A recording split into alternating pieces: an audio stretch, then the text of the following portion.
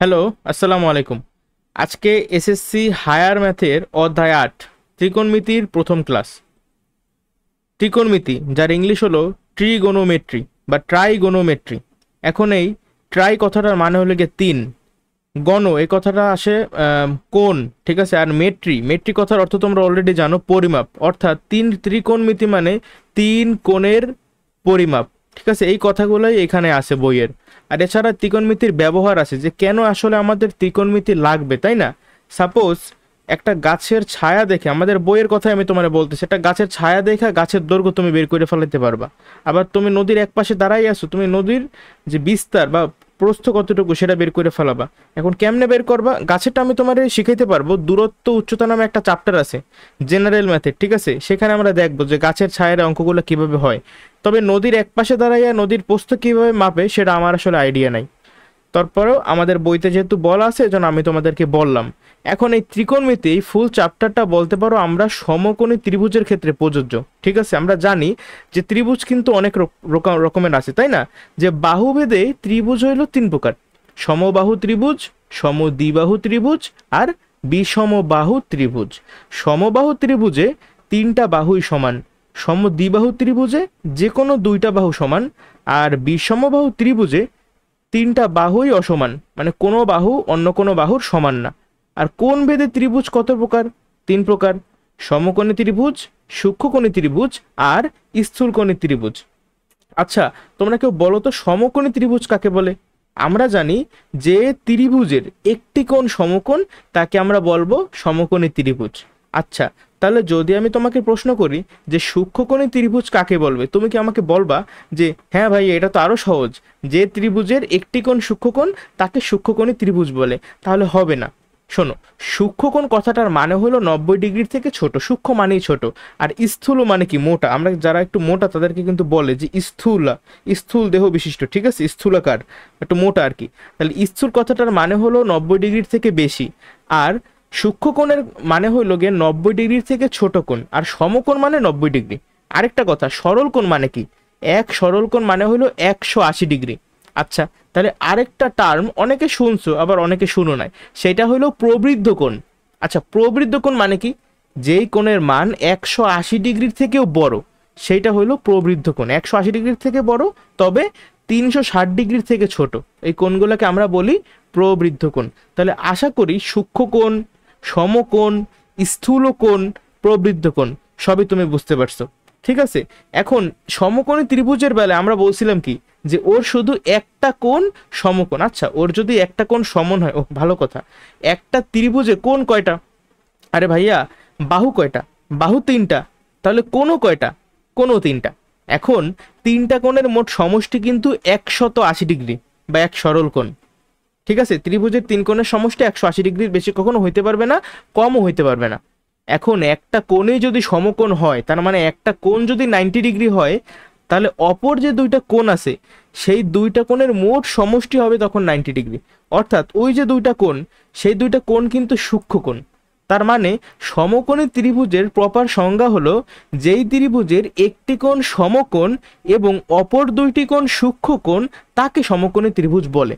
কিন্তু এই অপর দুইটি সূক্ষ্মকোণ এই কথাটা আসলে বলা লাগে না বারবার। তুমি যখনই বলবা যে একটা কোণ সমকোণ, এই কথাটা অটোমেটিক তোমার বলা হয়ে যায়। এখন তাইলে বলো তো সূক্ষ্মকোণী ত্রিভুজ কাকে বলে?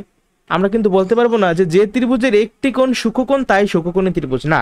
শোনো, সূক্ষ্মকোণী ত্রিভুজে তিনটা কোণই সূক্ষ্মকোণ, মানে ওর যে তিনটা কোণ থাকবে প্রত্যেকটাই 90 ডিগ্রির থেকে ছোট কইরা থাকবে। বুঝতে পারছো? তাহলে আমরা সূক্ষ্মকোণী ত্রিভুজের সংজ্ঞা কি দেব? যে ত্রিভুজের প্রতিটি কোণই সূক্ষ্মকোণ বা তিনটি কোণই সূক্ষ্মকোণ তাকে সূক্ষ্মকোণী ত্রিভুজ বলে। আচ্ছা, তাহলে স্থূলকোণী ত্রিভুজ কাকে বলে? যেই, এখন আবার বইলো না ভাইয়া যেই ত্রিভুজের তিনটি কোণই স্থূল কোণ তাকে স্থূলকোণী ত্রিভুজ বলে, না তাইলে হবে না।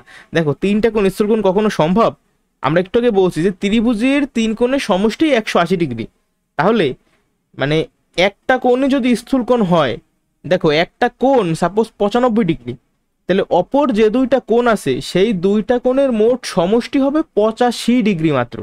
মানে ওই দুইটা মিলাইয়াও 90 ডিগ্রি থেকে কম হবে। তার মানে সূক্ষ্মকোণী ত্রিভুজে কিন্তু সবকটা সূক্ষ্মকোণ না, শুধুমাত্র একটা কোণ সূক্ষ্মকোণ, আর বাকি একটা কোণ মানে স্থূলকোণী ত্রিভুজে শুধুমাত্র একটা কোণ স্থূলকোণ, আর বাকি যে দুইটা কোণ সেগুলো কিন্তু সূক্ষ্মকোণ। বুঝতে পারছো?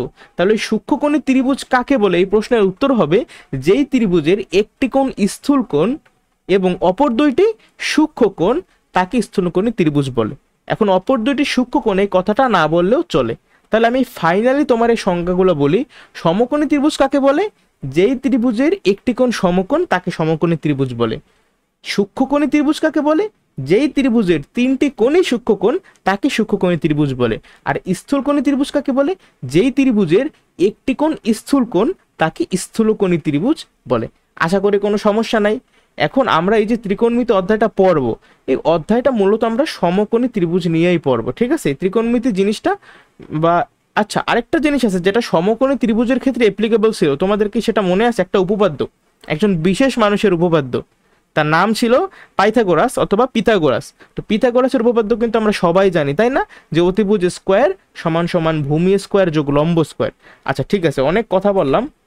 এখন আজকে আমাদের এই চ্যাপ্টারটার মেইন পড়া শুরু করব। দেখো তোমাদের বই থেকে এই জাস্ট এই জায়গাটা দেখবা যে ত্রিকোণমিতি দুইটা শাখায় বিভক্ত। কি কি? একটা হলো গিয়ে সমতলীয় ত্রিকোণমিতি, আর একটা হলো গিয়ে গোলকীয় ত্রিকোণমিতি। আর এখান থেকে যেটা লাগবে আমি বলে দিচ্ছি যে ট্রাই মানে কি, গণ মানে কি, আর মেট্রি মানে কি, ঠিক আছে? আচ্ছা, এখন দুই টাইপের কোণ সম্পর্কে আমরা জানবো। একটা হলো জ্যামিতিক কোণ, আরেকটা হলো ত্রিকোণমিতিক কোণ। ঠিক আছে, জ্যামিতিক কোণ সম্পর্কে আমরা কিন্তু সবাই মোটামুটি জানি। সাপোজ, আচ্ছা তার আগে আমাদের রেখা, রেখাংশ আর রশ্মি, এই তিনটা জিনিসকে আমরা ভালোভাবে জানি একটু বলো তো। সাপোজ এই যে দেখো আমি একটা আঁকলাম, হ্যাঁ, বলো তো এই জিনিসটার নাম কি? কেউ কি বলতে পারবে? অথবা আমি এইটা আঁকলাম, অথবা আমি এই জিনিসটা আঁকলাম। দেখো তো এই যে আমি তিনটা জিনিস আঁকলাম, এই তিনটা জিনিস কি সেম জিনিস নাকি আলাদা আলাদা জিনিস? কিছু সূক্ষ্ম পার্থক্য আছে। যেমন আমি যদি তোমাকে ডিরেক্টলি আগে অ্যান্সারটা লেখা দিই, তাহলে এই জিনিসটার নাম হইল রেখা, এই জিনিসটার নাম হইল রেখাংশ, মানে রেখার একটা অংশ আর কি। আর প্রথমে যেটা আঁকছি সেটার নাম রশ্মি। দেখো পার্থক্য কি?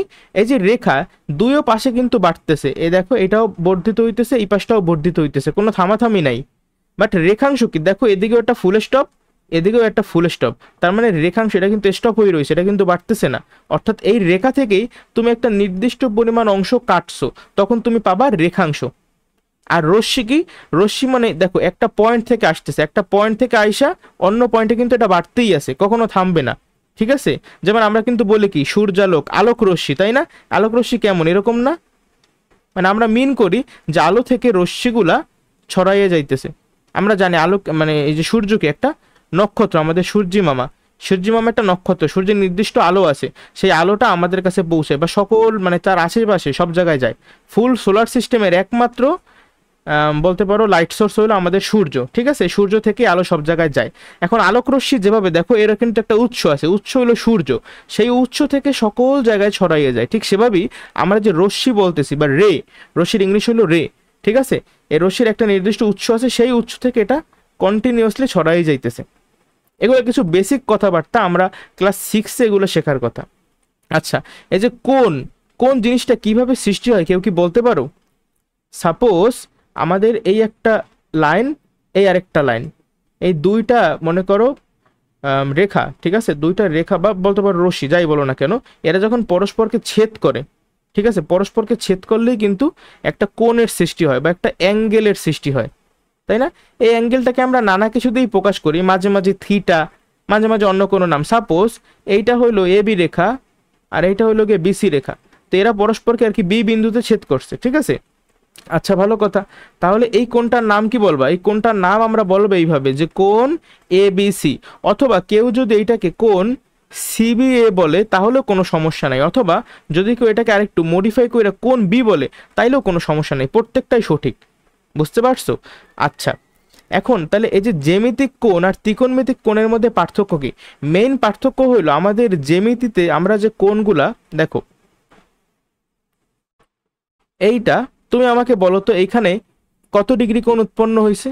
আমরা মোটামুটি সবাই জানি এখানে 180 ডিগ্রি কোণ উৎপন্ন হয়েছে। এই যে একটা সরল রেখার উপরে যে কোণটা হয়েছে, এই জন্য আমরা 180 ডিগ্রিকে বলি এক সরল কোণ, অথবা এক সরল কোণ আমরা এভাবে বলতে পারি যে দুই সমকোণ। কারণ আমরা জানি এক সমকোণ 90 ডিগ্রি, তাহলে দুই সমকোণ সমান সমান 180 ডিগ্রি। ঠিক আছে, আবার আমরা সবাই এই এক্স অক্ষ ওয়াই অক্ষের ধারণাও কিন্তু আমরা জানি, তাই না? এইটা মনে করো আমাদের এক্স অক্ষ, এইটা হলো আমাদের ওয়াই অক্ষ। তাহলে এই এক্স অক্ষ আর ওয়াই অক্ষ পরস্পরের উপর লম্ব, এটা নিশ্চয়ই আমরা সবাই জানি, তাই না?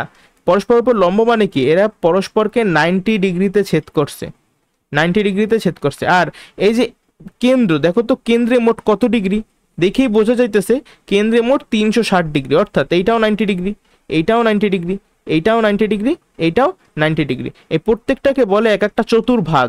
ঠিক আছে, চতুর্ভাগ। যেমন এইটা হলো ফার্স্ট কোয়াড্রেন্ট অথবা প্রথম চতুর্ভাগ, এইটা হলো দ্বিতীয় চতুর্ভাগ, এইটা হলো তৃতীয় চতুর্ভাগ, আর এইটা হলো চতুর্থ চতুর্ভাগ। কিভাবে মনে রাখে, সাপোজ একটু নোটিস করো ভাইয়া, এই যে আমাদের এক্স অক্ষের ধনাত্মক দিক, ঠিক আছে, এই যে এইটা হলো এক্স অক্ষের ধনাত্মক দিক, আর এই পাশটা হলো এক্স অক্ষের ঋণাত্মক দিক। এখানে এটাকে এক্স প্রাইম দ্বারা আমরা প্রকাশ করি।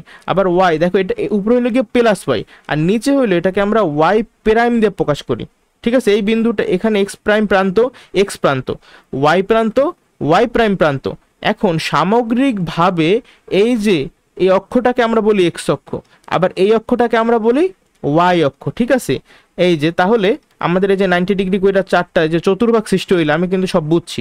এখন আমরা যখন এই যে এক্স অক্ষের ধনাত্মক দিকে তাকাও, এই যে এক্স অক্ষের ধনাত্মক দিকটা দেখতেছো, এটা হলো এক্স অক্ষের ধনাত্মক দিক। তুমি যখন এক্স অক্ষের ধনাত্মক দিকের সাথে ঘড়ির কাঁটার বিপরীত দিক করে অ্যাঙ্গেল করবা, দেখো এই যে খেয়াল করো, এই মনে করো একটা ঘড়ি কিভাবে চলে বলো তো? এই ঘড়ির দিকটা কিভাবে হয় আমাকে বলো। এই মনে করো কাঁটা, এই কাঁটাটা কোন দিকে যাবে? কাঁটাটা কি এই দিকে বরাবর যেতে থাকবে নাকি এই দিক বরাবর যেতে থাকবে? আমরা জানি যে ঘড়ির কাঁটা হলে এইভাবে যায়, তাই না?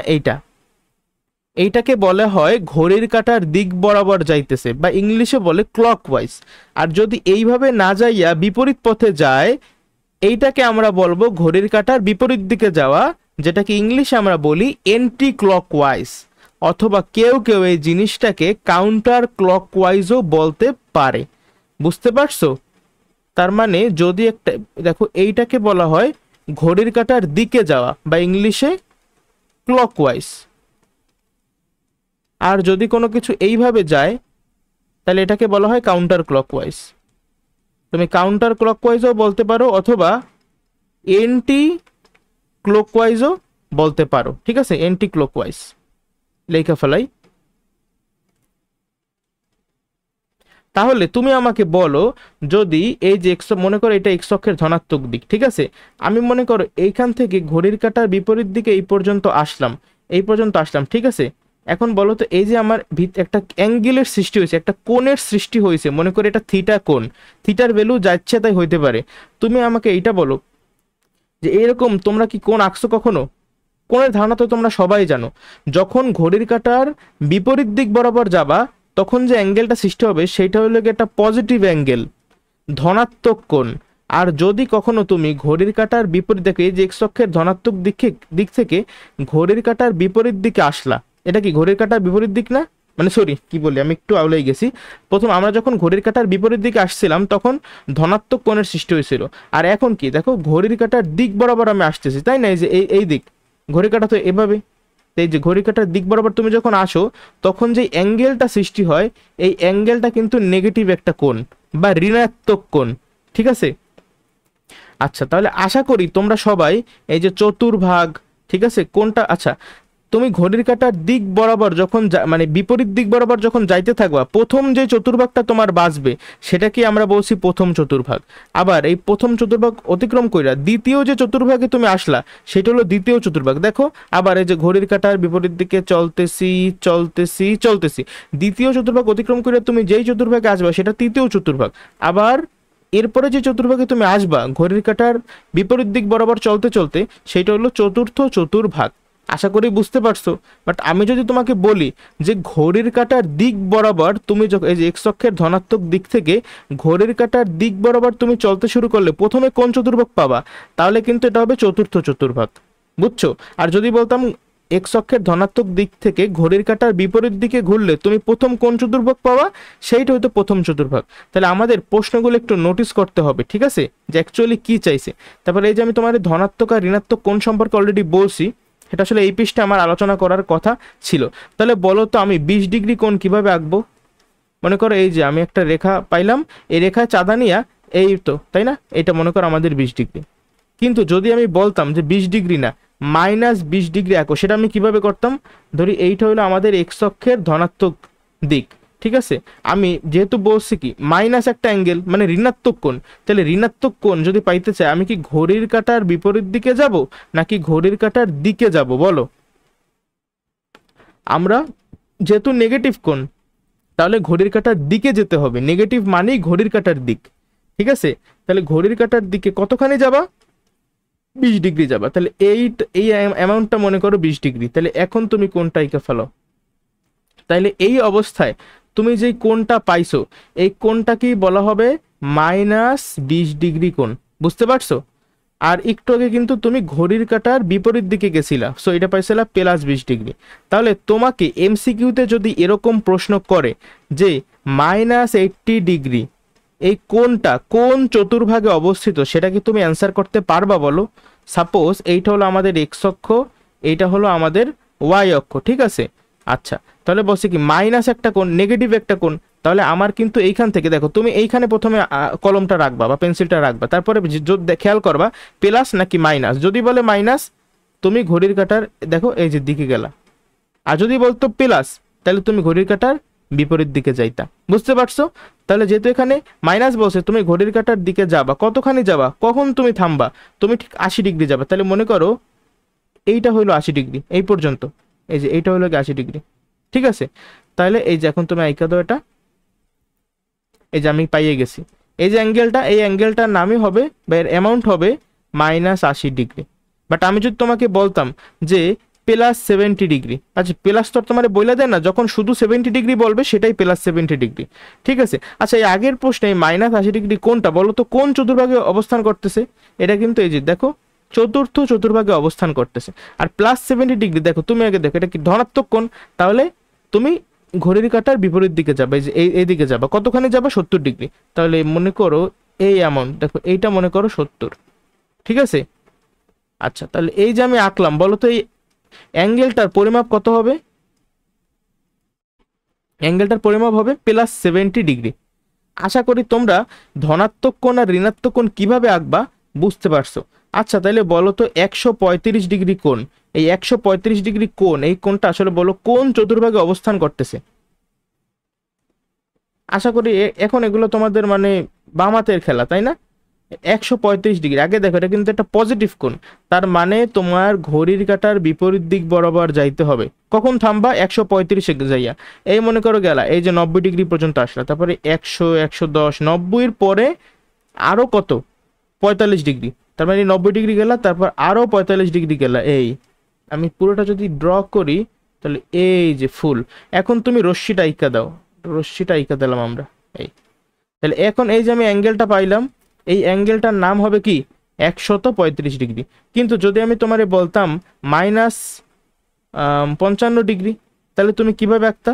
তাইলে তুমি প্রথমেই দেখো, যেহেতু মাইনাস, তার মানে তুমি এইখান থেকে ঘড়ির কাঁটার দিকে দিকে যাবা, ঠিক আছে, দিকে কতখানি যাবা? 55 ডিগ্রি পরিমাণে যাবা। তাহলে মনে করি এই হলো গিয়ে ঘড়ির কাঁটার দিকে আমি 55 ডিগ্রি আসলাম, তারপর মূল বিন্দু থেকে এই যে মিলাই দিলাম, ঠিক আছে। তাহলে এই যে আমার অ্যাঙ্গেলটা আমি পাইলাম, এই যে এইটা অ্যাঙ্গেলটা এমন কত হবে? -55 ডিগ্রি। আশা করি ধনাত্মক কোণ ঋণাত্মক কোণে তোমাদের কোনো সমস্যা নাই। এখন বইয়ের উদাহরণটার দিকে একটু লক্ষ্য করো, কি বলছে উদাহরণ 1, দুইটা অ্যাঙ্গেল দেওয়া 430 ডিগ্রি 545 ডিগ্রি। আচ্ছা, এইখানেই ব্যাপার, আমি একটু স্কিপ করে মানে বলতে ভুলে গেছি যে আমাদের জ্যামিতিক কোণ যেগুলা, জ্যামিতিক কোণ 360 ডিগ্রি পর্যন্ত সীমাবদ্ধ, ঠিক আছে। একটা জ্যামিতিক কোণ 360 ডিগ্রি পর্যন্ত সীমাবদ্ধ, লেখা ফেলাও 360 ডিগ্রি, জাস্ট উপরে লেখো 360 ডিগ্রি। কিন্তু ত্রিকোণমিতিক কোণ এটা ইনফিনিট, এটা 360 না, এটা 361 ডিগ্রিও হইতে পারে, 362 হইতে পারে, ঠিক আছে, 1365 ডিগ্রি হইতে পারে, যা ইচ্ছা তাই হইতে পারে, ঠিক আছে। এর কোনো কি লিমিটেশন নাই, এজন্যই বলছি ইনফিনিট। কিভাবে প্রশ্নটা আসতে পারে? যে ভাইয়া কি বলেন আপনি, আমরা তো 360 ডিগ্রির বেশি কল্পনাই করতে পারতেছি না, তাই না? এই মনে করেন ভাই এটা রেখা, তাইলে যদি আমার অপর সরল রেখাটা এরকম হইতো তাহলে এটা হয়তো 45 ডিগ্রি, যদি এরকম হইতো তাহলে 90 ডিগ্রি, এরকম 135 ডিগ্রি, 145, 150 এরকম হইলে বলতাম ভাই এটা 180 ডিগ্রি, এরকম হইলে 185, 190, এরকম হইলে 270 ডিগ্রি, 280, 290, এভাবে করতে করতে ভাই একদম এই পর্যন্ত আইসা সীমাবদ্ধ 360 ডিগ্রি। ঠিক আছে, কিন্তু কখনোই আমরা 361 ডিগ্রি কি দেখছি বলো? আমাদের লাইফে কিন্তু কখনো 361 ডিগ্রি আঁকে নেই, বা 450 ডিগ্রি কখনো চিন্তা করছি? কখনোই করে নেই। কেন করে নেই? কারণ আমরা আজ পর্যন্ত জ্যামিতিক কোণ দেখছি, কিন্তু এখন আমরা দেখবো ত্রিকোণমিতিক কোণ। ঠিক আছে, আচ্ছা খেয়াল করো তো, এই মনে করো আমাদের এক্স অক্ষ আর ওয়াই অক্ষ আমি এঁকে ফেলাইলাম। হ্যাঁ, এখন আমি যে বলছি 430 ডিগ্রি কোণ, এটা কি একটা পজিটিভ কোণ নাকি নেগেটিভ কোণ? অবশ্যই একটা পজিটিভ কোণ। তার মানে এইটা কি ঘড়ির কাঁটার বিপরীত দিক বরাবর যাইতে থাকবা। কতখানি যেতে থাকবা? 430 ডিগ্রি। 430 ডিগ্রি মানে কি? আমি এই যে দেখো প্রত্যেকটা ঘর হলে গিয়ে 90 ডিগ্রি কইরা, তাই না? এখন আমি হিসাব করব যে এরকম কয়টা ঘর আমার অতিক্রম করা লাগবে। তাহলে কি করব?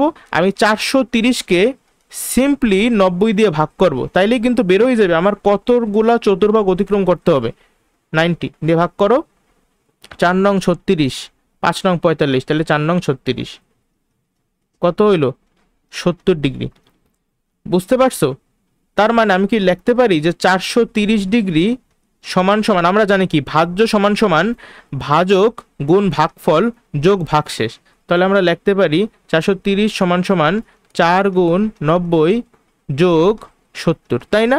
তার মানে দেখো 4 ইন্টু 90, এই কথাটা দ্বারা আমি কি মিন করতেছি? আমি মিন করতেছি দেখো 90 ডিগ্রি মানে একটা কোয়াড্রেন্ট, বাট এখানে বলছি কি 4 ইন্টু 90, তার মানে 4টা চতুর্ভাগ। দেখো 4টা চতুর্ভাগ আমি অতিক্রম করছি, এই যে 4টা চতুর্ভাগ, 1টা 2টা 3টা 4টা। অনেকে প্রশ্ন করতে পারে ভাই আপনি এইভাবে গেলেন কেন, আপনি এইভাবে কেন গেলেন না প্রথমে, তাই না? প্রশ্ন আসতেই পারে। আরে ভাই অ্যাঙ্গেলটার দিকে তাকাও, এটা কি? এটা পজিটিভ অ্যাঙ্গেল, ধনাত্মক কোণ। আর আমরা জানি ধনাত্মক কোণ হলে আমরা ঘড়ির কাঁটার বিপরীত দিক বরাবর যাইতে থাকি, তাই না? এই যে 4টা চতুর্ভাগ আমি কিন্তু অতিক্রম করছি, 4টা চতুর্ভাগ অতিক্রম করার পরেও তোমার আরো এক্সট্রা 70 ডিগ্রি কোণ যাওয়া লাগবে। অর্থাৎ দেখো এখানে যাই কিন্তু তুমি থামতে পারবা না, তোমার আরো 70 ডিগ্রি, ধরি এইটা হইলো কি আমাদের 70 ডিগ্রি। ঠিক আছে, এই যে এই অ্যামাউন্টটা হইলো 70 ডিগ্রি। আচ্ছা এখন আমি কোনটা ড্র করি, এই যে আমি কোনটা ড্র করলাম না, এইটাই হবে আমাদের। আচ্ছা কোন অ্যাকচুয়ালি ড্র করা লাগে? হ্যাঁ করা লাগে, বইতে যেহেতু করছে তাহলে আমরাও করবো। তাহলে এই যে আমি কোনটা ড্র করলাম, এই ফুল দেখো এই এই এই এই এই এইটা হলো 400 প্লাস 430 ডিগ্রি। ঠিক আছে, আশা করি তোমাদের কোনো সমস্যা নাই। আবার এই যে বলছে 545 ডিগ্রি, আমরা ডিরেক্ট বই থেকে তোমাদের দেখাই দিই, যেহেতু এইটাও একটা কি পজিটিভ অ্যাঙ্গেল, তার মানে ঘড়ির কাঁটার বিপরীত দিকে যেতে হবে। দেখো এই যে ঘড়ির কাঁটার বিপরীত দিক দিয়ে যাইতেছে যাইতেছে যাইতেছে, বুঝতেছো তো? ঘড়ির কাঁটার বিপরীত দিক দিয়া এই যে যাইতে যাইতে যাইতে, এই যে দেখো 4টা চতুর্ভাগ অতিক্রম কর, যেহেতু 545, তুমি যখন 545কে 90 দিয়া ভাগ করবা তখন কত হয় জানো? 6 নং 54, মানে 6টা চতুর্ভাগ হবে, আরো 5 ডিগ্রি বাকি থাকবে। এই দেখো 6 ইন্টু 90 প্লাস 5, তাহলে আমরা 6টা চতুর্ভাগ অতিক্রম করব ঘড়ির কাঁটার বিপরীত দিক বরাবর। এই যে দেখো এই মনে করো যাত্রা শুরু করলাম, 1 ঘর গেলাম, 2 ঘর গেলাম, 3 ঘর গেলাম, 4 ঘর গেলাম, 5 ঘর গেলাম, 6 ঘর গেলাম, 6 ঘর যাওয়ার পরে আরো 5 ডিগ্রি যাবা, তাহলে এইটা মনে করো 5 ডিগ্রি। ঠিক আছে, তাহলে এই পুরাটাই হইলো প্লাস 545 ডিগ্রি। তোমাদের কি কারো কোনো সমস্যা আছে এখানে?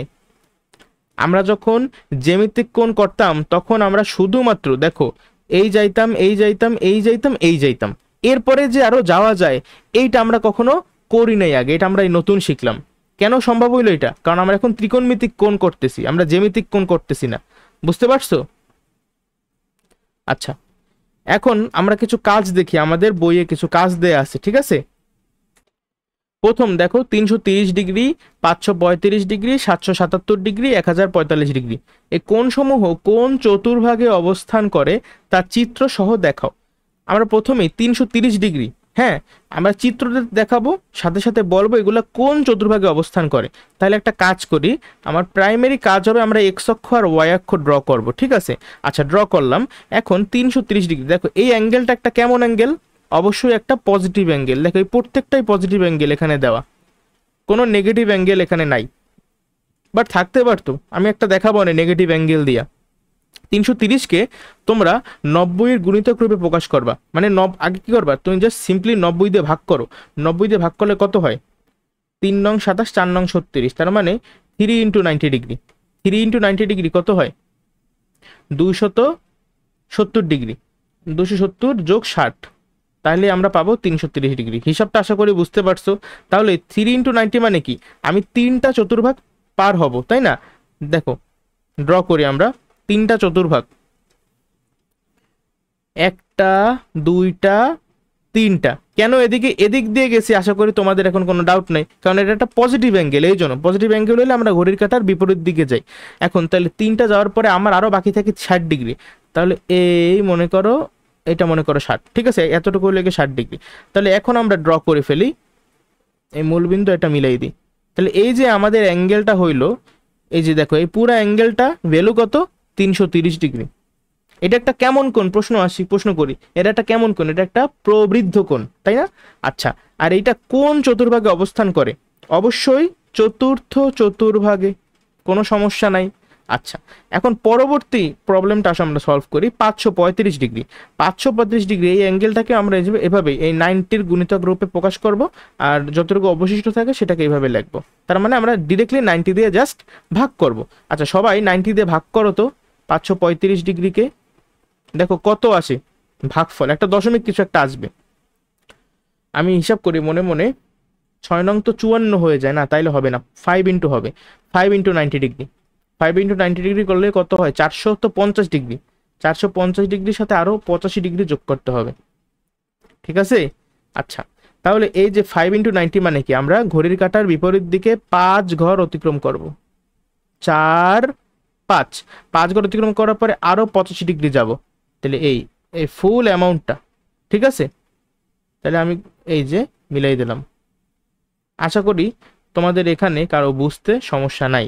আচ্ছা, 777 ডিগ্রি তাহলে তোমরা নিজেরা আমার আগে করার চেষ্টা করো। 777 ডিগ্রি, ঠিক আছে? 777কে 90 দিয়ে ভাগ করো ক্যালকুলেটরের মাধ্যমে।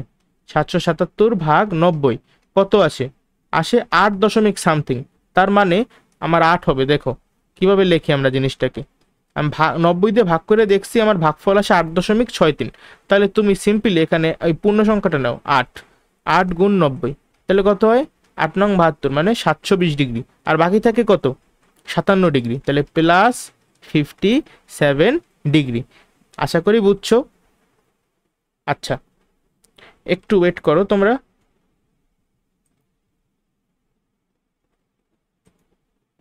আচ্ছা, লক্ষ্য করি আমরা 720, হ্যাঁ ঠিক আছে হিসাবটা। তাহলে আমরা কি 8 বার অতিক্রম করবো, 8টা ঘর অতিক্রম করবো, তাই না? বা 8টা চতুর্ভাগ অতিক্রম করব। আচ্ছা, আমরা ড্র করে ফেলি জিনিসটা, আর ঘড়ির কাঁটার বিপরীত দিকে যাব, যেহেতু একটা ধনাত্মক কোণ। তাহলে এই 1 2 3 4 5 6 7 8, তারপরে আরো কতখানি যাব, 57 ডিগ্রি যাব। তাহলে এই মনে করো আমাদের 57 ডিগ্রি আমি এসে পড়ছি।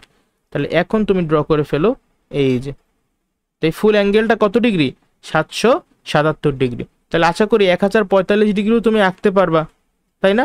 আচ্ছা, আমি একটা কাজ করি, আমি বইতে তো 1045 আছে, আমি তোমার -909 ডিগ্রি আঁকা শিখাই। -909 ডিগ্রি কোন চতুর্ভাগে, ও ভালো কথা, এই যে আমি 535 ডিগ্রি আঁকছি, এটা কোন চতুর্ভাগে ছিল, এটা ছিল দ্বিতীয় চতুর্ভাগে, তাই না?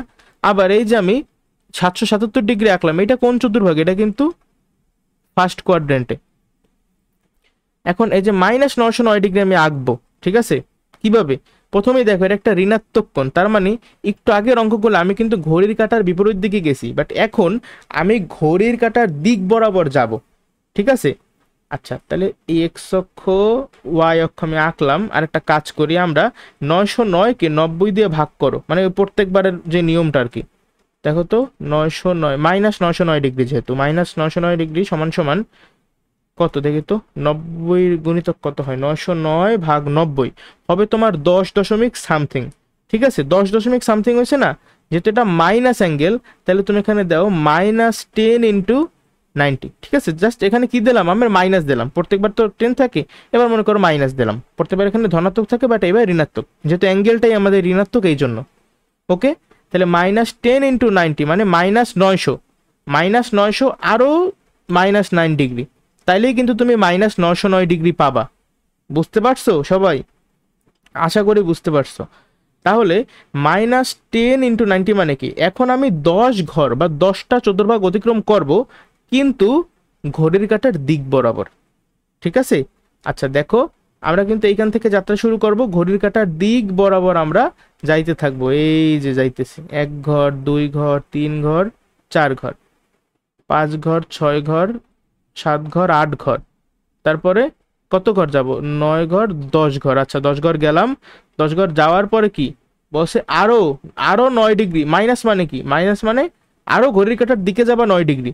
তাহলে এই যে ঘড়ির কাঁটার দিকে গেলাম আমি আরো 9 ডিগ্রি। ঠিক আছে, এখন যে অ্যাঙ্গেলটা আমরা, এই যে দেখো, এই যে একটা অ্যাঙ্গেল পাইছি না, এই অ্যাঙ্গেলটাই হইলো আমাদের -909 ডিগ্রি, যেটা কিন্তু দ্বিতীয় চতুর্ভাগে অবস্থিত। দেখছো দ্বিতীয় চতুর্ভাগ না এটা? দেখছো কিভাবে পাইছি আমি, কিভাবে বুঝছি আমি কত ঘর, হিসাবটা বুঝছো আশা করি। ওকে, আমরা পরবর্তীটা দেখি, উদাহরণ 2-এ কি দেওয়া আছে। উদাহরণ 2-এ আমাদের দুইটা অ্যাঙ্গেল দেওয়া আছে, বলছে কোণ দ্বয় কোন চতুর্ভাগে অবস্থান করে সেটা নির্ণয় করো। আমরা কিভাবে করতে পারি?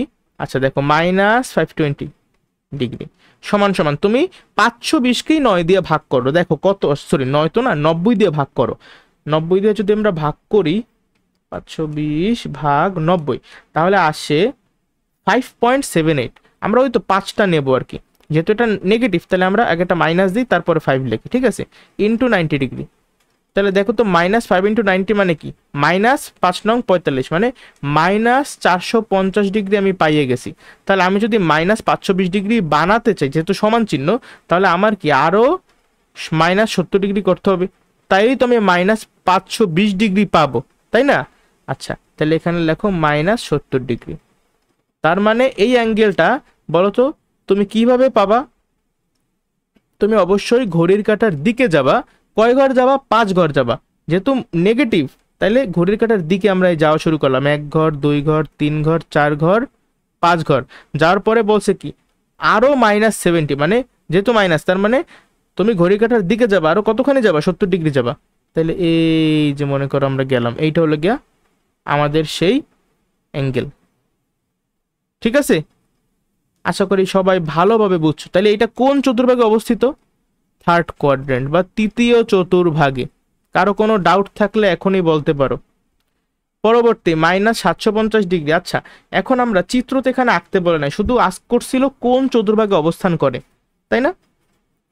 দেখো -750 ডিগ্রি, আমরা যদি এইভাবে একটু চিন্তা করি, -750 ডিগ্রি, ঠিক আছে, এটা কত, -90 ডিগ্রি, বা সরি, আচ্ছা তুমি আগে 750কে 90 দিয়ে ভাগ করো, কত হয়, 8 নং 72, তার মানে -8 × 90 ডিগ্রি, -8 × 90 ডিগ্রি, তাহলে -720 আর -30 ডিগ্রি। ঠিক আছে, এখন আমরা মনে মনে হিসাবটা করব। যেমন এই যে -8 × 90 মানে আমরা 8টা চতুর্ভাগ অতিক্রম করব ঘড়ির কাঁটার দিক বরাবর। তুমি ঘড়ির কাঁটার দিক বরাবর তুমি যদি 8 ঘর যাও, তাহলে কিন্তু অনেকটা এরকম 1 2 3 4 5 6 7 8, মানে তুমি আবার একদম এক্স অক্ষ বরাবর আসলা, তারপর আবার কি -30 ডিগ্রি, তার মানে আবার ঘড়ির কাঁটার দিকে তুমি যখন যাবা, তুমি কিন্তু চতুর্থ চতুর্ভাগে চইলা যাইতেছো। তার মানে এই অ্যাঙ্গেলটা কোন চতুর্ভাগে অবস্থান করে? চতুর্থ চতুর্ভাগে অবস্থান করে। আশা করি বুঝছো। এগুলো আরেকটু শর্টকাট আছে, সেটা আমি অন্য একদিন দেখাবো তোমাদের, যে কিভাবে আমি অ্যাঙ্গেল দেখেই বুঝতে পারি যে এটা কোন চতুর্ভাগে অবস্থান করতেছে। নাকি আজকেই দেখাই দেবো? থাক, আজকে দরকার নাই, অন্য একদিন দেখাবো অনেক। দেখো কাজ, এখানেও কিছু অ্যাঙ্গেল দেওয়া আছে, বলছে চিত্র সহ নির্ণয় করো। তো চিত্র সহ আমি এখন আর এত সময় নিব না, আমি জাস্ট ডিরেক্টলি করে যাব, তোমরা আশা করি দেখলেই বুঝতে পারবা। -100 ডিগ্রি, আচ্ছা তাহলে এই যে এইটা হলো আমাদের -100 ডিগ্রি, ঠিক আছে। আবার খেয়াল করো, আমাদের নেক্সট বলছে কি -365 ডিগ্রি।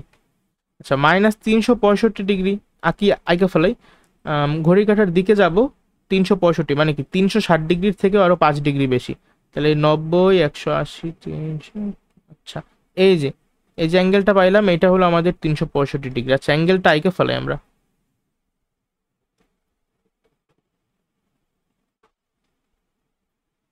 ঠিক আছে। আচ্ছা, এরপরে বলছে কি -720 ডিগ্রি। -720। আচ্ছা বলো তো, এই যে আমি অ্যাঙ্গেলটা আঁকছি এখানে -100 ডিগ্রি, এটা কোন চতুর্ভাগে অবস্থান করতেছে? অবভিয়াসলি এটা কিন্তু থার্ড কোয়াড্রেন্ট। আবার এটা কোন চতুর্ভাগ? Fourth quadrant.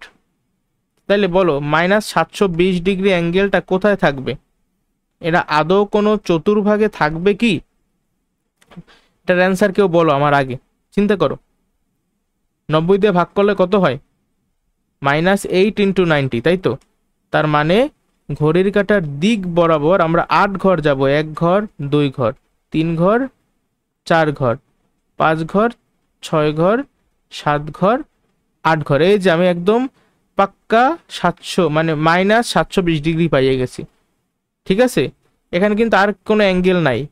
তাহলে আমার এই জিনিসটা, এটাই হলো আমাদের কি, মানে এটা কিন্তু কোনো চতুর্ভাগের মধ্যে পড়তেছে না, বা বলতে পারো এটা হলো গিয়ে প্রথম চতুর্ভাগ আর চতুর্থ চতুর্ভাগের মাঝামাঝি, মানে এক্স অক্ষের উপরে অবস্থান করতেছে।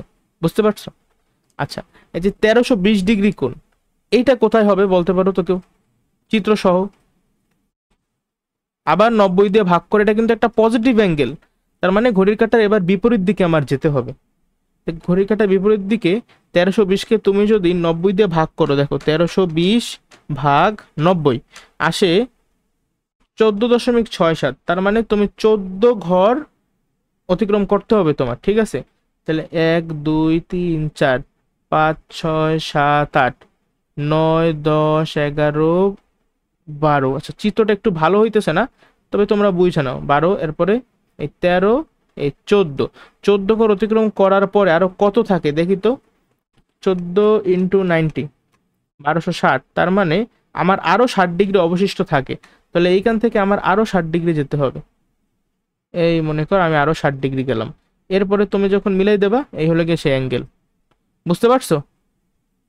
তো এই অ্যাঙ্গেলটা যে তৈরি হলো, এটাই হলো গিয়ে 1320 ডিগ্রি কোণ। যদি তোমার -1320 ডিগ্রি দিত, আশা করি তাইলেও তুমি পারতা। এটা কত নম্বর চতুর্ভাগ হইলো? এটা কিন্তু আমাদের তৃতীয় চতুর্ভাগে অবস্থান করতেছে। ঠিক আছে, তাহলে আশা করি চতুর্ভাগ রিলেটেড তোমার যে কোনো প্রবলেম যদি দেয়, তোমরা খুব ইজিলি সেটা সলভ করতে পারবা। আর এই যে দেখো তো, প্রত্যেকটা এই যে তুমি যখন একবার ফুল অতিক্রম করতেছো, তুমি কয়টা চতুর্ভাগ পার করতেছো? চারটা কইরা, তাই না? আচ্ছা, তার মানে এই যেখানে ছিল কত 14 ইন্টু কিছু একটা বেরোয়ছিল, তার মানে আমি 14 ঘর অতিক্রম করতে হবে। 14 বার, মানে 14 ঘর আর কি। 14 ঘর মানে কি, প্রত্যেকবারে তুমি 4টা করে অতিক্রম করতে পারতেছো, তার মানে তুমি 3বার ফুল। ঠিক আছে, এই একবার, 2বার, 3বার।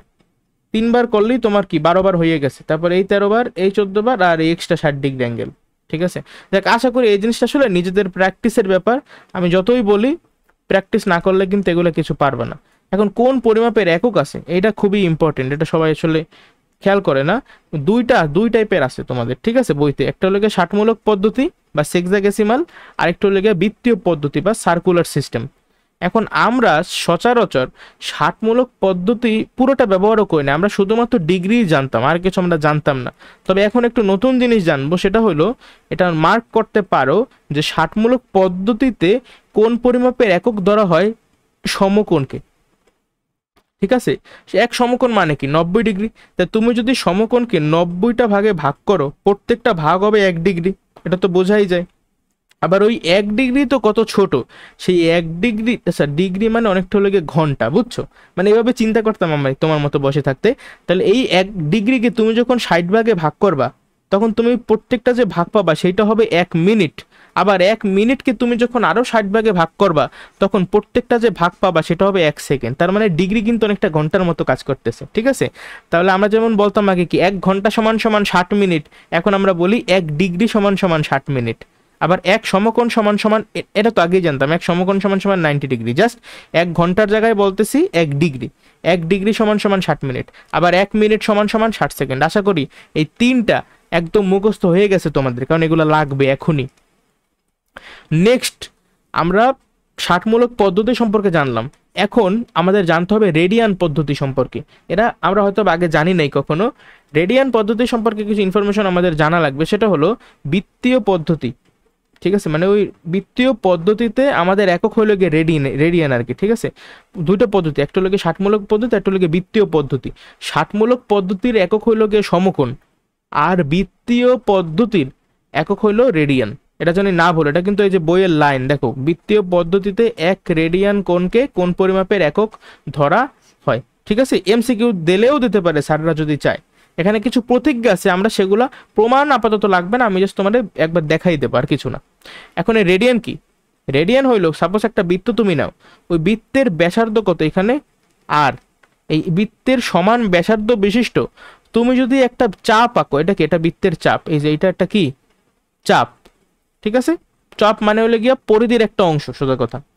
এই তুমি বৃত্তের সমান যদি চাপ নাও, মানে এই চাপের দৈর্ঘ্য কত বলো তো? বৃত্ত যেহেতু আর একক, তাহলে চাপও কিন্তু আর একক বিশিষ্ট। ঠিক আছে, এটা যদি আর মিটার হয়, এটা আর মিটার, মানে বৃত্তের ব্যাসার্ধ যদি 10 মিটার হয়, তাহলে বৃত্তের এই যে চাপটা হলো গিয়ে 10 মিটার। আমি এইভাবেই চাপটা নেব, আমি 12 মিটারের চাপও নেব আর 8 মিটারের চাপও নেব, আমার ব্যাসার্ধ যতটুকু আমি সেম মেজারমেন্টের বৃত্তচাপ নেব।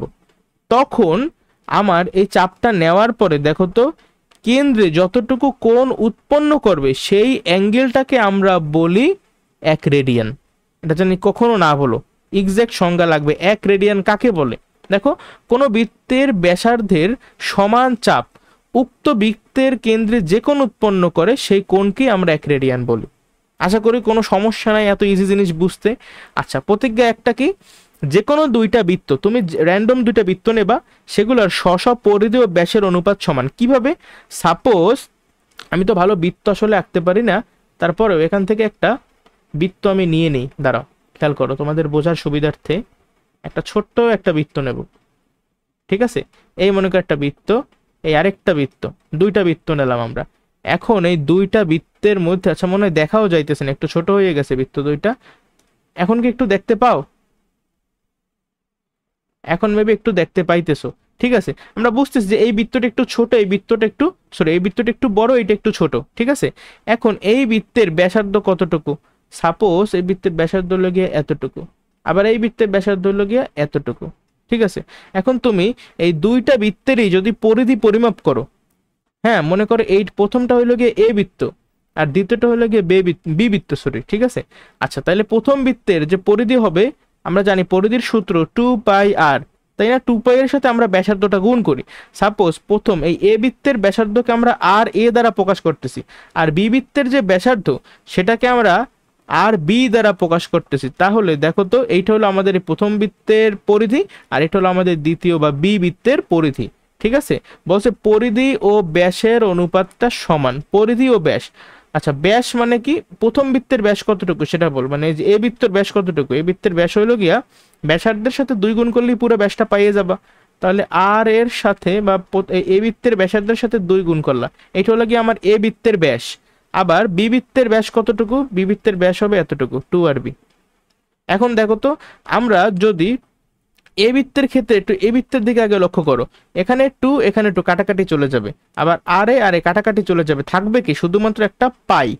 পাইয়ের ভ্যালু কি তোমরা জানো সবাই? পাইয়ের ভ্যালু হলো 3.1415 চলতে থাকে, আমরা এটারে রাউন্ড ফিগার করে 3.1416 লিখি। আবার বি বৃত্তের দিকে তাকাও তো, সমীকরণটা 2 কাটাকাটি আরবি কাটাকাটি থাকে, শুধুমাত্র এখানেও পাই। তাহলে অলওয়েজ আমরা কি বুঝলাম? আমরা বুঝলাম যে তুমি যেই বৃত্তই নাও না কেন, তুমি যদি পরিধি আর তার ব্যাসের অনুপাত নাও, তাহলে অ্যাকচুয়ালি বাকি থাকবে পাই, যেটা একটা ধ্রুব। এই জন্যই বলছে যে কোনো দুইটি বৃত্তের স্ব পরিধি ও ব্যাসের অনুপাত সর্বদা সমান, যার ভ্যালু হলো পাই বা 3.141 মানে 16। ঠিক আছে, আশা করি বুঝতে পারছো। প্রমাণ আছে, সবকিছুর প্রমাণ লাগবে না এগুলোর, বা নিজে চাইলে দেখতে পারো, দেখলেই বুঝবে, ইজি একেবারে। প্রতিজ্ঞা 3, বৃত্তের কোনো চাপের উপর দণ্ডায়মান কেন্দ্রস্থ কোণ ওই বৃত্তচাপের উপর সমানুপাতিক। আচ্ছা, তোমরা কেন্দ্রস্থ কোণ বৃত্তস্থ কোণের একটা ধারণা ক্লাস 8-এ পাইছো, এসএসসি যারা 27 তারা এগুলো ভালো বুঝতে পারবে। এখন সাপোজ আমরা একটা বৃত্ত আঁকি, ঠিক আছে, একটা বৃত্ত নেই, একটা রঙিন একটা বৃত্ত নেই, এই মনে করো একটা রঙিন বৃত্ত। ঠিক আছে, এখন এই বৃত্তটা আমরা যদি নোটিস করো, সাপোজ এই অংশটা দেখো, এতটুকু হইল আমার এই বৃত্তের ব্যাসার্ধ, ঠিক আছে। আর এই বৃত্তের এই যে অংশটা তুমি বাইরে থেকে যেটা দেখতে পাইতেছো, এগুলাকে বলা হয় কি পরিধি। না, এই যে এটা পুরোটাই তো পরিধি, তাই না? ওকে। আর পরিধির যে কোনো একটা অংশ লেগে চাপ, সাপোজ তুমি যদি এতটুকু নেও, এটা একটা চাপ হবে, আবার এতটুকু নিলেও একটা চাপ হতে পারে, তোমার উপর ডিপেন্ড করে। এখন কেন্দ্রস্থ কোণ কি আর বৃত্তস্থ কোণ কি? সাপোজ আমরা এতটুকু একটা চাপ নেই, আমি এটা ড্র করি, বুঝছো? এই যে এতটুকু একটা আমরা চাপ নেব। এখন এতটুকু চাপ যদি তুমি নাও, এই চাপটা কিন্তু কেন্দ্রে একটা কোণ উৎপন্ন করবে। কেন্দ্রে কতটুকু কোণ উৎপন্ন করতেছে? কেন্দ্রে এই যে দেখো, এই যে এত ডিগ্রি কোণ উৎপন্ন করতেছে। তো এই কোণটার নামই হলো কেন্দ্রস্থ কোণ, বুঝছো? এই কোণটার নামই হলো কেন্দ্রস্থ কোণ। আবার তোমরা প্রশ্ন করতে পারো, ভাইয়া তাহলে বৃত্তস্থ কোণ কি? এই যে তুমি চাপ নেছো, এই যে চাপের দুই প্রান্ত থেকে, হ্যাঁ, এই মনে করো এই প্রান্ত থেকে তুমি এইভাবে নিতে, এতটুকু নিতে পারো, বা এখানেও আনতে পারো, আবার এখানেও আনতে পারো, তোমার ইচ্ছে। সাপোজ তুমি এইখানে আনলা, আবার এই যে বৃত্তচাপের অপর প্রান্ত থেকেও ওইখানে তুমি ওই পর্যন্ত আনো, তখন এই যে দেখো আমার যে কোণটা উৎপন্ন হয় সেটাকে আমরা বলি বৃত্তস্থ কোণ, ঠিক আছে। কেন্দ্রে হয়েছে যেটা কেন্দ্রস্থ কোণ, আর বৃত্তের এই যে দেখো পরিধিতে যেটা, সেটাকে বলে আমরা বৃত্তস্থ কোণ। একটা সূত্র আছে যে কেন্দ্রস্থ কোণ বৃত্তস্থ কোণের দ্বিগুণ। তার মানে তোমার এই বৃত্তস্থ কোণ যদি হয় 30 ডিগ্রি, তাহলে কেন্দ্রস্থ কোণ হবে 60 ডিগ্রি। এদের মধ্যে এরকম একটা সম্পর্ক আছে যে অলওয়েজ কেন্দ্রস্থ কোণটা বৃত্তস্থ কোণের দ্বিগুণ হবে। এটা যদি হয় থিটা, এইটা হবে টোয়াইস থিটা, ঠিক আছে। একই চাপের উপর দণ্ডায়মান হতে হবে কিন্তু। যাই হোক, এখন আমাদের এই প্রতিজ্ঞাটায় কি বলছে? যে বৃত্তের কোনো চাপের উপর দণ্ডায়মান, আচ্ছা দেখি তো, বৃত্তের কোনো চাপে, যে বৃত্তের কোনো চাপের উপর দণ্ডায়মান কেন্দ্রস্থ কোণ, এই যে কেন্দ্রস্থ কোণটা ওই বৃত্তচাপের সমানুপাতিক। মানে এই বৃত্তচাপ আর এই কেন্দ্রস্থ কোণ সমানুপাতিক। সমানুপাতিক কথাটার মানেই হইলো একটা বাড়লে আরেকটাও বাড়বে, একটা কমলে আরেকটাও কমবে, ঠিক আছে, সমান সমান। তার মানে এই কেন্দ্রস্থ কোণ, এই বৃত্তচাপটা যত বড় হবে কেন্দ্রস্থ কোণটা তত বড় হবে, আবার বৃত্তচাপটা যত ছোট হবে কেন্দ্রস্থ কোণটাও তত ছোট হবে। এটা তো আসলে দেখেই বোঝা যায়। তুমি যদি এতটুকু চাপ না নিতা, তুমি যদি আরো বড় চাপ নিতা, তাহলে অবশ্যই তোমার এই যে কেন্দ্রস্থ কোণটাও আরো বড় হইতো, তাই না? আবার তুমি যদি ছোট একটা চাপ নিতা এর থেকেও, তাহলে কেন্দ্রস্থ কোণটা কিন্তু আরো বেশি বেশি ছোট হয়ে যেত। আচ্ছা, এখন প্রতিজ্ঞা 4টা বলছে একটা রেডিয়ান কোণ যে একটা ধ্রুব কোণ, এই জিনিসটা প্রমাণ করতে তারা আমাদেরকে বলছে। আচ্ছা, এটা আমরা কিভাবে প্রমাণ করতে পারি? মনে করো বই থেকেই দেখো, জাস্ট দেখো, আর কিছু করা লাগবে না। বিশেষ নির্বাচন কি বলছে? ও কেন্দ্র বিশিষ্ট, যে ও কেন্দ্র বিশিষ্ট এবিসি একটা বৃত্ত। এবিসি বৃত্তে কি আমরা ব্যাসার্ধ ওবি এর সমান কইরা পিবি চাপটা নিছি, ফলে এই যে কোণ পিওবি উৎপন্ন হয়েছে, আর এটা হবে 1 রেডিয়ান। কারণ কি? কারণ এই যে আমি ব্যাসার্ধের সমান কইরা চাপ নিছি, আর আমরা জানি যখন তুমি ব্যাসার্ধের সমান চাপ নাও তখন সেটা কেন্দ্রে যত ডিগ্রি কোণ উৎপন্ন করে সেটাই হলো 1 রেডিয়ান। এটাই তো রেডিয়ানের সংজ্ঞা, 1 রেডিয়ানের সংজ্ঞা, তাই না? আচ্ছা, প্রমাণ করতে বলছে যে এই যে কোণ পিওবি, বা এই যে এটা একটা ধ্রুব কোণ, 1 রেডিয়ান যে একটা ধ্রুব কোণ, এটা আমার প্রমাণ করতে বলছে। কিভাবে করব? কিছু আমার অঙ্কন করতে হবে। এর জন্য প্রথম অঙ্কনটা হলো এই যে ওবি, যে ব্যাসার্ধটা আমি আঁকছিলাম সেই ব্যাসার্ধের উপরে একটা লম্ব আঁকতে হবে, ও এ লম্ব, ঠিক আছে। বা তুমি এখানে ও এফ ও বলতে পারতো, তাদের ইচ্ছা তারা এল এল লেখছে এখানে, ঠিক আছে। ও বি এর উপর ও এ লম্ব আঁকি। এরপরে কি করছে? এই ও এর লম্ব বৃত্তের পরিধিকে দেখো তো এ বিন্দুতে ছেদ করছে না? এটা কি এ বিন্দু? মানে তুমি যেভাবে নামকরণ করছো আর কি, সোজা কথা। এখন তুমি যখন লম্বটা আঁকছো, ভাই আমরা সবাই জানি বৃত্তের কেন্দ্রে মোট উৎপন্ন হয় 360 ডিগ্রি। তুমি এখানে 90 ডিগ্রির একটা লম্ব আঁকছো, তার মানে কি তুমি সোজা কথা বৃত্তটাকে কি 4/1 করে দিলে না? 360-এর 4/1 হলো 90। তার মানে তুমি 4/1 করে দিছো। অর্থাৎ দেখো মোট যতখানি পরিধি ছিল, এখন কিন্তু এই যে তুমি এতটুকু যে করছো, এটার যে পরিধি, এই পরিধিটা কিন্তু মোট পরিধির 4/1 বোঝাই যায় এটা। এখন এখান থেকে একটু রিডিং পড়ে নিও নিজেরা, যে চাপ এবি, এবি সমান সমান কত? এবি সমান সমান অবশ্যই পরিধির 4/1 বা 1/4। এই যে 1/4 মানে 4/1, 1/4, আর পরিধি মানে কি 2πr। তাহলে কাটাকাটি করলে বাকি থাকে πr ডিভাইডেড বাই 2। এটা কি? এইটা হবে আমাদের এই এ বি চাপের দৈর্ঘ্য, এ বি, বুঝতে পারছো, এবি চাপের দৈর্ঘ্য। এখন আর এই যে পিবি, পিবি এর দৈর্ঘ্য কত? পিবি এর দৈর্ঘ্য তো এই যে আমাদের ব্যাসার্ধের সমানই, আমরা জানি পিবি সমান সমান ব্যাসার্ধ আর। তাহলে আমরা যদি এই এবি আর বা পিবি আর এবি এদের মধ্যে যদি একটা অনুপাত করি আমরা, দেখো তো এভাবে এই জিনিসটা আমরা লিখতে পারি কিনা। যেহেতু আমরা জানি যে চাপের উপর দণ্ডায়মান কেন্দ্রস্থ কোণ বৃত্তচাপের সমানুপাতিক, এই জন্য আমরা বলতে পারি যে দেখো তো চাপের উপর, একটু আগে যে আমরা পড়লাম প্রতিজ্ঞাটা সেখানেই তো বলা ছিল তাই না। তাহলে আমরা বলতে পারি যে এই যে চাপ পিবি সমানুপাতিক কোণ পিওবি, অথবা ভাইস ভার্সা, কোণ পিওবি সমানুপাতিক চাপ পিবি। অ্যাকচুয়ালি ভাইস ভার্সাটাই মেবি বেশি মানে মানুষজন ইউজ করে। তাহলে আমরা এটাই লিখি, কোনটা আগে লাগবে, ঠিক আছে, কোনটা চাপের উপর ডিপেন্ড করে এটা, তাহলে সেটা বুঝায় আর কি। এই জিনিসটা আমরা লিখবো যে কোনটা আগে, কোন পিওবি সমানুপাতিক চাপ পিবি। আবার তোমরা এওবি কোণের দিকে তাকাও তো, এই যে এওবি কোণ, এওবি কোণ কি, এই যে চাপ এবি এর সাথে সমানুপাতিক, তাহলে সেটা আমরা লিখতে পারি যে কোণ এওবি সমানুপাতিক চাপ এবি। আমরা জানি সমানুপাতিক সাইনটা যদি আমরা উঠাইতে চাই তাহলে একটা কনস্ট্যান্ট আনতে হয়। তাহলে এখানেও মনে করো সমান চিহ্নটা উঠাইয়া, মানে এই যে সমানুপাতিক সাইনটা উঠাইয়া দেখো ইকুয়ালস টু কনস্ট্যান্টটা মনে করো কে, আমরা এগুলো ফিজিক্সে করছি। এবার এখানেও সমানুপাতিক সাইনটা আমরা উঠাই দিলাম, তার বদলে একটা সমান আনলাম আর একটা ধ্রুবক আনলাম, বুঝছো। তাহলে এই মনে করো আমাদের 1 নম্বর সমীকরণ, এই হলো আমাদের 2 নম্বর সমীকরণ। এখন কি আমি পরবর্তী লাইনে লিখতে পারি না যে সাপোজ আমরা এই 2 নম্বর সমীকরণকে 1 নম্বর সমীকরণ দিয়ে ভাগ করে পাই, অথবা 1 নম্বরকে 2 নম্বর দিয়ে ভাগ করে পাই, তাহলে থাকবে কি, তাহলে থাকবে এই জিনিসটা, এই বইয়ের দিকে তাকান, আমার লিখতে ইচ্ছা করতেছে না। এই কোণ পিওবি ডিভাইডেড বাই কোণ এওবি ইকুয়ালস টু চাপ পিবি ডিভাইডেড বাই চাপ এবি, কারণ ওই যে সমানুপাতিক ধ্রুবকটা কাটাকাটি চলে গেছে, ঠিক আছে। এখন আমরা কিন্তু ইজিলি কোণ পিওবির ভ্যালুটা বের করতে পারি, মানে কোণ পিওবি মানে তো 1 রেডিয়ান, আমরা সেটা জানি, বাট আমরা এই 1 রেডিয়ানকে অন্যভাবে প্রকাশ করতে চাইতেছি যাতে আমি ডিরেক্টলি বলতে পারি এটা একটা ধ্রুব কোণ, এটাই তো আমার বের করতে বলছে। তাহলে কোণ পিওবির ভ্যালু কত হবে, কোণ পিওবি সমান সমান হবে কোণ এওবি ইন্টু চাপ পিবি ডিভাইডেড বাই চাপ এবি। এই যে এই জিনিসটা, এটা জাস্ট কিছু না ভাই, আর গুণন, এটা তোমরা সবাই পারো, ঠিক আছে। তা দেখো চাপ পিবি, এই চাপ পিবি এর মানে পিবি চাপের দৈর্ঘ্য কত, অবশ্যই ব্যাসার্ধের সমান মানে আর। আবার চাপ এবি এর দৈর্ঘ্য কত, আমরা কিন্তু আগে বের করছি যে বৃত্তের পরিধির 4/1 তাই না। এই যে 1/4 ইন্টু 2 পাই আর করলে কত বের হয়েছিল, পাই আর ডিভাইডেড বাই 2। তাহলে আমরা চাপ এবির জায়গায় লিখবো পাই আর ডিভাইডেড বাই 2। এখন বলছে ইন্টু কোণ এওবি, কোণ এওবি মানে কি 1 সমকোণ 90 ডিগ্রি, তাই না।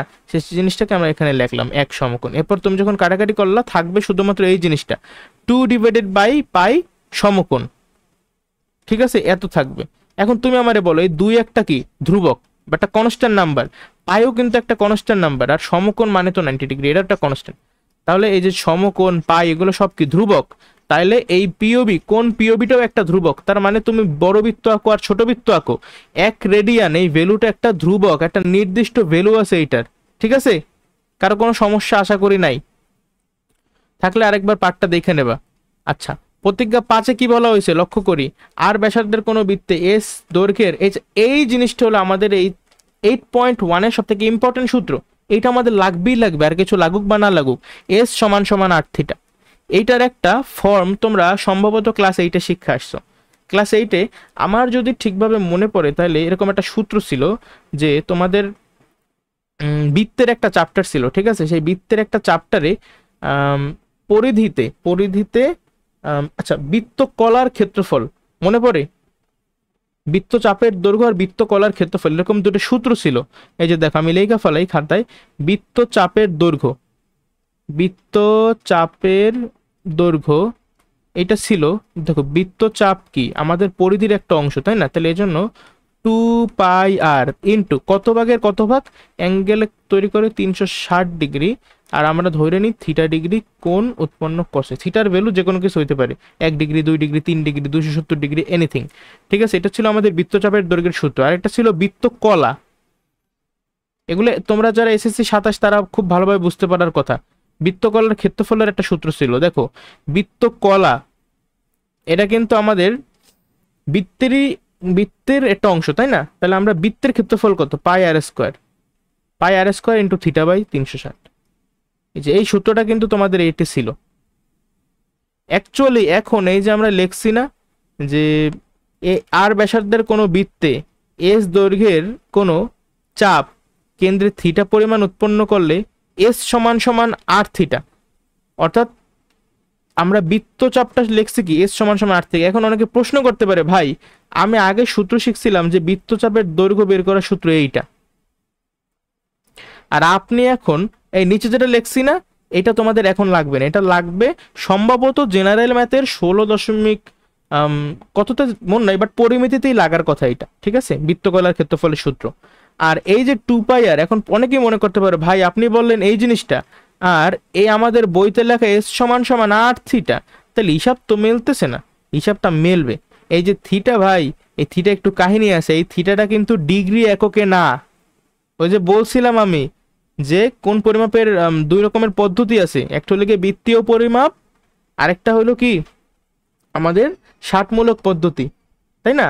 এখন এই যে এখানে ছিল ডিগ্রি আকারে, এই ডিগ্রি মানে হলো কি ষাটমূলক পদ্ধতি, কিন্তু আমাদের এই যে থিটা লেখছে এই থিটাটা কিন্তু ষাটমূলক পদ্ধতি না, এটা হলো আমাদের বৃত্তীয় পদ্ধতি, মানে রেডিয়ান এককে এই থিটার ভ্যালুটা দিতে হয় এই সূত্রে। বাট জিনিস কিন্তু সেম। কিভাবে দেখো, এস সমান সমান আর থিটা, এই থিটার এখানে আমি সি লিখি, সি দ্বারা আমি বুঝাইতেছি এই অ্যাঙ্গেলটা রেডিয়ান এককে দেওয়া। আমি এখনো তোমাদেরকে শিখাই নাই ডিগ্রি থেকে রেডিয়ানে নেওয়া, রেডিয়ান থেকে ডিগ্রিতে নেওয়া, বাট আমি আপাতত একটা জিনিস বলবো, তোমরা সেটা বিশ্বাস করবা। করবা কি বিশ্বাস? এই যে রেডিয়ান থেকে ডিগ্রিতে কিভাবে যায় জানো? রেডিয়ান থেকে ডিগ্রিতে যায়, যে অ্যাঙ্গেলটা তোমার এখানে দেওয়া থাকবে সেটার সাথে 180 ডিভাইডেড বাই পাই এই জিনিসটা গুণ করবা, ঠিক আছে? রেডিয়ান থেকে ডিগ্রিতে যাওয়ার ninja technique into 180 divided by pi. এখন তুমি একটু লক্ষ্য করো তো আমাদের এই যে জিনিসটা আমি লিখছি আর এইখানে যে জিনিসটা লিখছি এটা সেম কিনা। এই যে দেখো 2 আর 360 এটা কিন্তু কাটাকাটি যায়, কাটাকাটি গেলে আমাদের আচ্ছা দাঁড়াও, নিচে থাকে 180 আর উপরে থাকে কি পাই আর থিটা। এখন এই যে থিটা আর এই যে থিটা, এই দুইটা কিন্তু সেম না ভাই। এই থিটাটা হলো গিয়ে রেডিয়ান এককের থিটা, আর এইটা হলো আমাদের ডিগ্রি এককে থিটা। বুঝতে পারছো? আচ্ছা মনে করো আমাদের এই সূত্রটার দিকে একটু লক্ষ্য করি আমরা, এটা কি ডিগ্রিতে আছে না? তো ডিগ্রি থেকে আবার রেডিয়ানে কিভাবে যায়? ডিগ্রি থেকে রেডিয়ানে যাওয়ার নিনজা টেকনিক হইলো পাই বাই 180 দিয়ে তুমি গুণ করবা, ঠিক আছে? তাহলে এই যে থিটা এর সাথে গুণ করবা পাই বাই 180 আর ডিভাইডেড বাই 180। আচ্ছা এখন তুমি যদি এটা একটু ক্যালকুলেশন করো, আচ্ছা দাঁড়াও একটু হোল্ড করো তোমরা। আচ্ছা দেখো উদাহরণ 3-এ কি বলা আছে, উদাহরণ 3-এ আমার দুইটা অঙ্ক আছে, আমরা রেডিয়ানে প্রকাশ করতে বলছে। ডিগ্রি থেকে রেডিয়ানে যাব, আবার রেডিয়ান থেকে ডিগ্রিতে। আমি তোমার একবার লেখাও দিই জিনিসটা, তুমি যদি ডিগ্রি থেকে রেডিয়ানে যাও তখন তোমাকে পাই বাই 180 গুণ করতে হবে, আর তুমি যদি রেডিয়ান থেকে ডিগ্রিতে যাও তাহলে তোমাকে 180 বাই পাই গুণ করতে হবে, ঠিক আছে? আচ্ছা থিওরিটা একটু কঠিন লাগতে পারে, কিন্তু আমরা অঙ্ক করব দেখবো একদম সোজা। যেমন এখানে দেওয়া আছে 30 ডিগ্রি 12 মিনিট। আচ্ছা এই জিনিসটাকে একটু সাইড লাইন করি।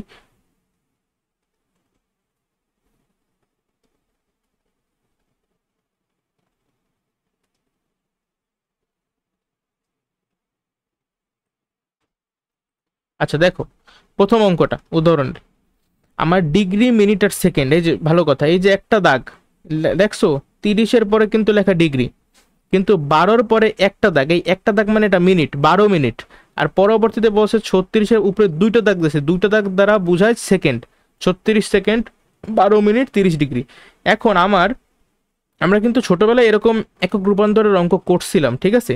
আমি সেকেন্ড থেকে মিনিটে যাব, তারপরে মিনিট থেকে ডিগ্রিতে যাব, তারপরে ডিগ্রিতে যাব কেন দেখো, আমি স্টেপ বাই স্টেপ তোমার ব্যাখ্যা করি। এখানে বলছি কি রেডিয়ানে প্রকাশ করো না, তাহলে তুমি রেডিয়ানে যদি যাইতে চাও তোমার আগে ডিগ্রিতে যাইতে হবে। তুমি ডিগ্রি দিয়ে রেডিয়ানে যাইতে পারো পাই বাই 180 গুণ কইরা। তাহলে এখন তোমার যদি এখানে মিনিট আর সেকেন্ড আছে এগুলো তুমি রাখতে পারবে না, তোমার ডিগ্রিতে নিয়ে যাইতে হবে আগে। তাহলে তুমি সেকেন্ডে মিনিট বানাও, তারপর মিনিটে ডিগ্রিতে কনভার্ট করে ফেলো, তাইলেই কিন্তু ঝামেলা শেষ। আচ্ছা, তাহলে এটা আমরা কিভাবে করব? আমার সাথে সাথে লিখে ফেলো তোমরা 30 ডিগ্রি 12 মিনিট। এখন 36 সেকেন্ডকে আমরা মিনিটে কিভাবে কনভার্ট করব? যেহেতু মিনিট বড়, তাহলে আমরা ভাগ করব, 36কে 60 দিয়ে ভাগ করব, তাহলেই আমার 36 সেকেন্ড 36 মানে এটা মিনিটে পরিণত হয়ে যাবে। ঠিক আছে, এই জন্য আমি কিন্তু এখানে দেখো একটা দাগ দিচ্ছি, দুইটা দাগ কিন্তু না। তারপরে দেখো এই 12 মিনিট আবার 36 ডিভাইডেড বাই 60, এটাও কিন্তু মিনিট। দুইটা যেহেতু মিনিট আছে, তাহলে আমরা এই 12-র সাথে এই জিনিসটা যোগ করে ফেলাবো। ঠিক আছে, দেখো তো যোগ করলে কত আসে পরবর্তী স্টেপ বা পরবর্তী লাইন 30 ডিগ্রি। আচ্ছা দেখো, যোগ করলে আমাদের আসে কত? 60 6 12 72 720, 720 আর 36 মানে 756, 756। আর উপরে এখন আমি লেখা ফেলাইতে পারি মিনিট। তাহলে আমার কি সেকেন্ড জিনিসটা কিন্তু বেনিশ হয়ে গেছে। বাট এখন দেখো আমার এখানে ডিগ্রি আছে আর মিনিট আছে, বাট আমি মিনিটটা রাখতে পারবো না। তাহলে মিনিট থেকে ডিগ্রিতে কিভাবে যায়? আবার 60 দিয়ে ভাগ করতে হবে। তাহলে তুমি যদি আবার 60 দিয়ে ভাগ করো, খেয়াল করো, 60 দিয়ে ভাগ করলে 60 গুণ 60 কত হয়? 6 ছক 36 মানে 3600, আর উপরে থাকে 756। এখন এখানে কি তুমি একটা দাগ দেবা? না, তুমি এটা মিনিটে ছিল, বাট তুমি 7 দিয়ে আরও মানে 7 দিয়ে ভাগ করছো, তাহলে এটা কি আর মিনিটে নেই, এটা কিন্তু এখন হয়ে গেছে ডিগ্রি। এত 30ও ডিগ্রি, আবার এই জিনিসটাও ডিগ্রি। ঠিক আছে, তাহলে যেহেতু দুইটাই ডিগ্রিতে আছে, এখন আমি এটা যোগ করে ফেলাইতে পারি। যোগ করলে কত আসে দেখো, এর পরবর্তী লাইনটা অনেকটা এরকম যে নিচে 3600 আর এই 30 আর 3600 তুমি যদি গুণ করো কত আসে? 108, 108-এর পরে 3টা শূন্য। আচ্ছা, 108 আর 756, 108 756, এই যে এত থাকবে। ঠিক আছে, এই পুরো জিনিসটা কিন্তু এখন এত ডিগ্রি। আশা করি ক্লিয়ার। এখন এই যে তুমি ডিগ্রিতে নিলা, এখান থেকে বলছে রেডিয়ানে প্রকাশ করো। রেডিয়ানে তুমি কিভাবে নেবে? আমরা জানি 1 ডিগ্রি সমান সমান π/180 রেডিয়ান। ঠিক আছে, অতএব এত ডিগ্রি সমান সমান এত গুণ π/180। আমি এই জন্যই বলছি যে ডিগ্রি থেকে তুমি যখন রেডিয়ানে যাবা, তুমি সিম্পলি π/180 দিয়ে গুণ করে ফেলাবা, কারণ 1 ডিগ্রি সমান সমান π/180 রেডিয়ান। ঠিক আছে, আচ্ছা তাহলে তুমি আসো আমরা গুণটা কইরা ফেলাই। 108 756 into pi divided by 3600 into 180। ঠিক আছে, এই গুণটা একটু কইরা ফেলাও, তারপরে তোমরা আমার অ্যান্সারটা জানো। আচ্ছা দেখো, তুমি যদি এটা ক্যালকুলেটারে বসাও, ঠিক আছে, এই সব কিছু ক্যালকুলেটারে বসাবা, কোনো সমস্যা নাই, তোমার ভ্যালুটা আসবে 0.5272, 0.52, আমি 7 পর্যন্তই লিখলাম। আর অ্যান্সারটা হবে 0.527। কি? তুমি ডিগ্রি থেকে π/180 গুণ করার মাধ্যমে এখন এখানে লিখবা রেডিয়ান। ঠিক আছে, এটাই হবে আমাদের অ্যান্সার। তাই আমাদের ক নাম্বারটা কিন্তু কোনো সমস্যা হইল না। আবার খ নাম্বারটার দিকে লক্ষ্য করো, এই যে 3π ডিভাইডেড বাই 13, এটা তাহলে কোন এককে আছে? এটা কি ডিগ্রিতে আছে নাকি রেডিয়ানে আছে? তুমি যখনই দেখছো এখানে পাই আছে, তার মানে এই জিনিসটা রেডিয়ানে আছে, অর্থাৎ বৃত্তীয় পরিমাপ। ঠিক আছে, বৃত্তীয় পদ্ধতি ব্যবহার করা হয়েছে এখানে। তাহলে আমরা দেখি তো এটা কিভাবে সলভ করতে পারি। 3π ডিভাইডেড বাই 13। আচ্ছা সবাই একটু ট্রাই করো তো আগে নিজেরা। একটু আগের অঙ্কে আমাদের ডিগ্রিতে ছিল, আমরা রেডিয়ানে নিছি, এখানে রেডিয়ানে আছে, আমাদের ডিগ্রিতে কনভার্ট করতে হবে। তাহলে আমরা বলছি যে রেডিয়ান থেকে তুমি যখন ডিগ্রিতে যাবা, তোমার 180/π-এর সাথে গুণ করতে হবে, তাই না? আচ্ছা তাহলে আমরা এই 3π ডিভাইডেড বাই 13, এটা কি আমাদের রেডিয়ানে ছিল, এখান থেকে আমরা ডিগ্রিতে যাব, তাহলে আমরা ইন্টু 180 ডিভাইডেড বাই পাই। এখন দেখো এই পাই কাটাকাটি চলে যায়, উপরে দেখো 3 ইন্টু 180 করো, তা সেটাকে 13 দিয়ে ভাগ করো। আমাকে ভাগফলটা বলো কত আসে। 3 গুণ 180 ডিভাইডেড বাই 13, ভাগফলটা আসে আমাদের 41.53, 41.53। ঠিক আছে, এইটা হলে তোমার ডিরেক্ট ডিগ্রিতে আসছে, এত ডিগ্রি। কিন্তু আমরা এইখান থেকে অ্যান্সারটা কিন্তু ডিগ্রি মিনিট সেকেন্ডে কনভার্ট করব। ঠিক আছে, মানে এই যে 0.53 ডিগ্রি, এই জিনিসটাকে আমরা যদি মিনিটে কনভার্ট করি সেটাকে অনেকটা এরকম দেখায় না, যে 41, সাপোজ 41 ডিগ্রি, আর এই যে 53 ডিগ্রিকে আমরা যদি মিনিটে কনভার্ট করি, তাহলে 53-র সাথে আমাদের কিন্তু 60 গুণ করতে হবে, তাই না? 53-র সাথে 60 গুণ করে দেখো তো কত হয়। 53 × 60 আমাদের আসে 3180। তো তার মানে এটা অনেকটা 3180 মিনিট। কিন্তু এই মিনিটকে আমরা আর একটু সেকেন্ডে কনভার্ট করতে চাই। আচ্ছা দাঁড়াও, এই জিনিসটা একটু এভাবে আসলে মনে হয় না করে তোমাদের ডিরেক্টলি করা যায়, ক্যালকুলেটারের মাধ্যমে ডিরেক্টলি করা যায়, সেটাই আমি করি। 41.53 ডিগ্রি, এই যে অ্যান্সারটা তোমরা পাইছো, লক্ষ্য করো 41.53 ডিগ্রি যে অ্যান্সারটা পাইছো না। এখন তুমি সিম্পলি সবাই নিজের ক্যালকুলেটারের দিকে তাকাও, এখানে শূন্যর পরে কমা, 3টা কমা এরকম একটা সাইন আছে, বুঝছো? আমার ক্যালকুলেটার এই যে আলফা বি এই ওইখানে, ওটা যদি তুমি চাপ দাও তোমার ডিরেক্টলি এরকম একটা মান আসে, 40 ডিগ্রি 31 মিনিট 48 সেকেন্ড। ঠিক আছে, আমরা এইভাবে কইরে ফেলাবো।